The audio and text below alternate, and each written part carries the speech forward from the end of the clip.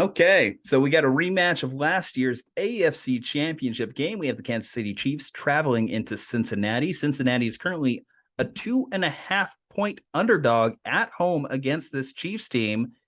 Big injury update. So Jamarr Chase, he was close last week. So I'm going to play this preview, assuming that he is back this week, that they were saving him for the big game against Kansas City. And Joe Mixon was out last week with a concussion. Typically, running backs come back after 1 week with most concussions. If not, Samaje Perine has shown that he's more than capable for that Cincinnati backfield, should he be called in to start. However, I think they'll have Joe Mixon and Jamarr Chase back. So if you're Joe Burrow, obviously you're more than happy bringing those two into the matchup anytime you have to face Patrick Mahomes. And at this point, the matchup has been largely in favor of Joe Burrow, not only getting him in the AFC Championship game, but last year, what was it, week 16, week 17, late, the Cincinnati Bengals got that huge win when Jamarr Chase just went absolutely crazy, saving every fantasy manager in America that had Jamarr Chase on their roster. That was one for the ages. I don't know if that's replicable because Kansas City's defense has actually been better this year, and their offense has not missed a beat. Obviously, it's been a big storyline of this entire season as they've kind of like found new ways to win. Tell me kind of like the early excitement, the early buzz you're feeling towards this game. I am feeling super excited to watch the Kansas City offense that Patrick Mahomes has thrown 125-plus air yard touchdown this season. As Patrick Mahomes we're talking about. He has one touchdown pass that traveled over 25 yards in the air this season. The bomb threat touchdown, best quarterback we've ever seen who does crazy stuff. Nope. He's check down guy this year. He's short and intermediate throw guy this season. And by the way, he's going to win MVP doing it because he's Patrick Mahomes. He's absolutely incredible. But it's interesting to see what they do against the Bengals defense, just because I don't know exactly what the Cincinnati Bengals defense does well. It's similar players, but they do so much different this year than they did last year. They're ranked 12th in the league in defense this year. They're ranked 14th in scoring defense. I just don't know what they do great this year. So I don't exactly know how Kansas City, I guess, will match up against them. And that's really interesting to see because Kansas City can kind of do whatever they want offensively. Yeah. Like they could run for 100 yards. They could throw intermediate. They could have 10 different receivers catch 24 passes. They could have Travis Kelce lead the league in touchdown receptions. So that's going to be super interesting to watch. And I always will take the time to watch Kansas City's offense, regardless of what they're doing. I guess if you had to say the strength of Cincinnati, you would say their defensive line, DJ Reader, Trey Hendrickson, these guys still good. Trey Hendrickson's not performing like he did last year, but he's still a very capable pass rusher. I mean, but does that mean they're good at stopping the run? Does that mean they're good at rushing the passer this year? Because I haven't seen them really jump off the page. Maybe statistically, I'm not seeing it. I'll tell you right now, as far as stopping the run, look what they did to Derrick Henry this past week. Derrick Henry had his worst offensive outing of the year. Derrick Henry, who was cruising to potentially another 2,000-yard season, they were able to hold him to 17 carries for 30 yards. The most he really had was that big screen pass that he fumbled near the goal line and bad bounce luck. Obviously it landed in another tight end's arms for the touchdown. But the fact that defense was able to hold that running back to that yards per carry average, I think tells you that their run defense has started to step it up in recent weeks. And I think that although that's not the strength of Kansas City necessarily, Isaiah Pacheco has been a great find for them and has been a good bell cow back, as kind of like Clyde Edwards-Helaire deals with his injury. And Jerick McKinnon's never been a lead back anyway. I think he's probably the best answer they've had at running back in a little bit. If it comes down to a game in which the Chiefs wanted to try and establish the run, I don't think that they'd find any great success against this Cincinnati Bengals team. Yeah, and I know they did great last week, and then the flip side is Najee Harris went for 100 yards and 2 touchdowns, and Chubb went for 100 yards and 2 touchdowns. So the Bengals defense is interesting, and that'll be, we've seen Kansas City do that before. The flip side is I know what the Bengals do well. That is score points.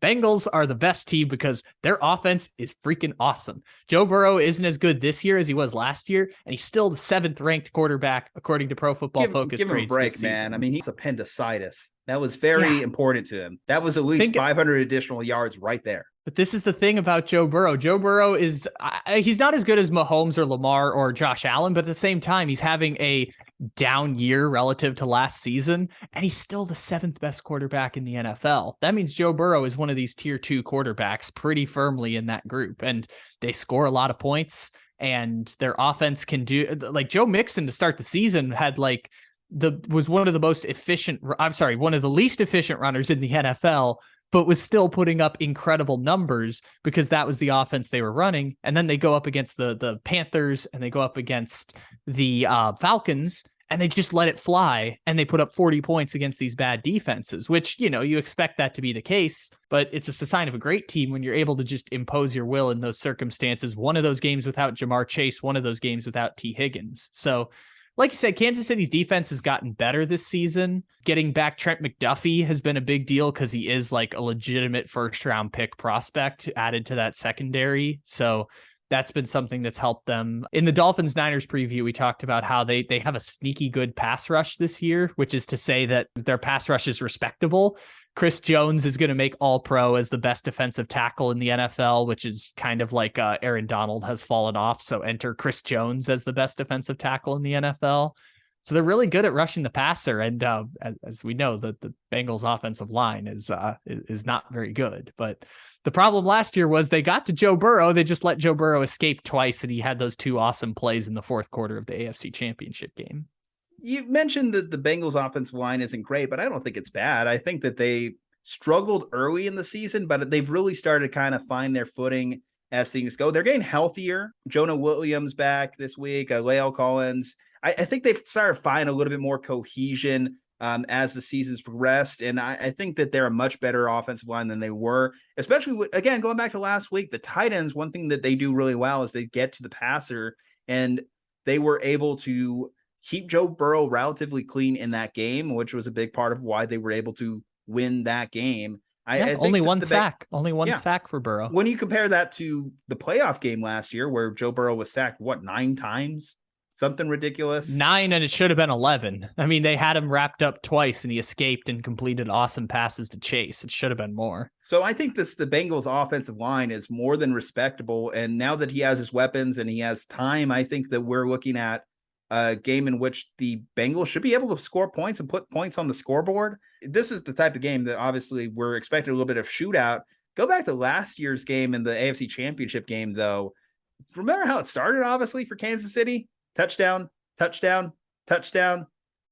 And then how it ended for Kansas City. Punt, punt, interception, punt, punt, field goal, interception. What is your point? Are you just trying to make me feel sad? Like, I don't even know what your point is. You're just bringing up like how Kansas City threw up on themselves in a game that would have made my entire point about them being the greatest dynasty since the early 2000s Patriots just fall apart in like 15 minutes. Oh, I mean, that fell apart when you mentioned it out of your face, Sol. But I think that Kansas City in general, my point here is mentioning that I think that late in that game, his defensive coordinator, the Bengals was able to kind of like find a little bit of rhythm and something to build off against Kansas City. And then we go back to the game too, during the regular season game, they were able to hold Kansas City in key drives in that game.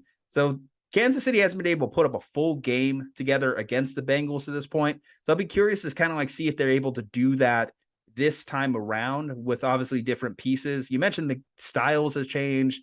How much of that is going to like translate to this week? I think the Bengals are just trending in the right direction. And honestly, I think I'm going to go with them this week. I don't blame you for making that pick. That's a totally reasonable choice. Picking the Bengals to win this game is absolutely reasonable. I would expect this to be like a 20, either 27-24 if Kansas City wins or 31-27 if the Bengals win. Like it's going to be 27-24 with one team down 3 getting the ball late in the game. I could totally see that happening. That seems to be the case, not because it won't be a shootout. Like it'll be fun to watch the offenses play, but I think both teams are not both teams. I think one of the teams is going to prioritize based on how the game starts, is going to prioritize controlling the ball. And so I bet you one of these teams is going to have like middle of the third quarter, early fourth, like an 8.5 minute drive maybe ends in a touchdown, maybe ends in going for it on 4th down at the goal line and not getting it. I bet you one of these teams, once it gets late in the game, is going to be like, we're just going to try and milk clock with a long drive against a defense that, again, Kansas City's ranked 19th, Cincinnati's ranked 12th. Neither defense can really impose their will against these strong offenses. I bet you that we're going to see like a long, drawn-out drive in the middle of this game that makes it so that it's not a 42-45 game without the benefactors of overtime. So that's kind of my like long-term view of the game, trying to prognosticate like Tony Romo saying the Bills Chiefs game was going to be 24-20 and then it being exactly 24-20. I'll say it's going to be 27-24 and one of the teams is going to get the ball with a chance to win. Regardless of which way that goes, I'm going to take Kansas City because I got the Mahomes jersey back there. I mean, come on, like Kansas City is favorites.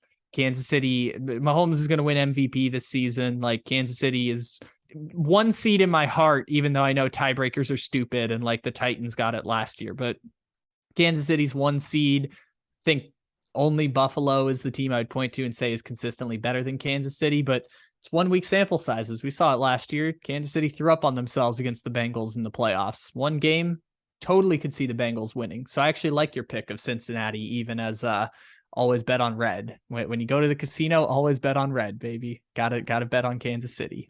I'm betting on the former home of the Red Rocket, Andy Dalton himself. Legendary. Anyway, guys, let us know below in the comment section. Who do you think is going to win this game? Is it going to be the Chiefs? Is it going to be the Bengals? I'd like to hear your thoughts. Leave a like on the video. Subscribe to the channel. Follow us on all our social medias. From Juju and Kyle. Stay safe, happy, and healthy. We will see you on the next one.